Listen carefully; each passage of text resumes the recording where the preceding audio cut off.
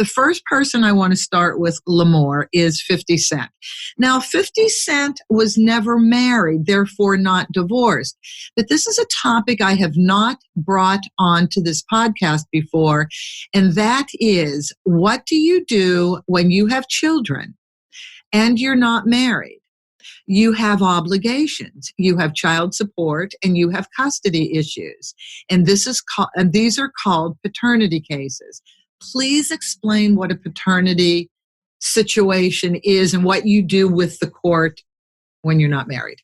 Of course. So paternity cases, we also call them parentage cases. That is exactly what you said. When two people are not married, but they have children together, in the realm of family law, you don't open a divorce petition, you file a parentage action, right? So in these cases, it's really critical for the father to open these types of cases for the most part, because they need to be established as the father in the eyes of the court.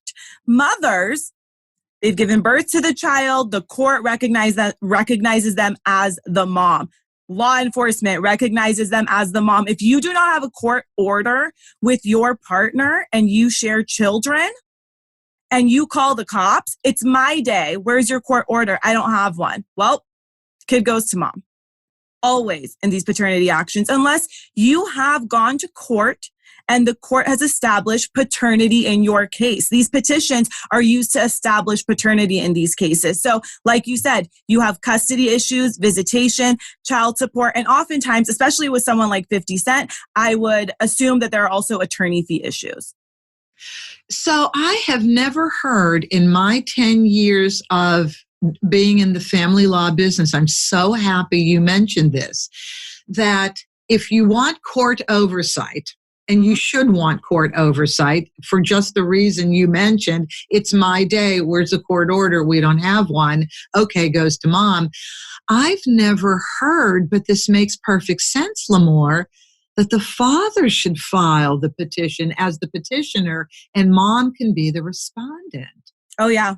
Oh, yeah. I often, when mothers call about these types of cases, a good attorney will remind them, you have all the power right now. When it comes to the court, you have all the power right now because there is no court. You are the court. You are the mom, right? Unless you come to an agreement outside of court and all of that, then everything's going to fall with mom. And when I get people in the office filing, it's generally mom. For some reason, dad's not the one who calls me initially. Mm-hmm. So dads are very scared to just go to court in general. Oftentimes they're the breadwinner or whatever, So they think, oh God, I'm going to file automatically. Child support's going to be there. And they're right. If you are the breadwinner, when you're filing a divorce action or a paternity action, that child support portion of it is pre-printed in the petition. It's not even a box you check.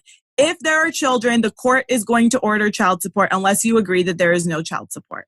So they get very scared about that, right? And I tell parents, if what you are doing works, you don't necessarily need to go to court. But if you want child support and the other parent is not supporting the child financially, you do need to go to court. It's funny. Moms typically, this is what happens. Moms are afraid to go to court for child support because they don't want the other parent to go to court for visitation.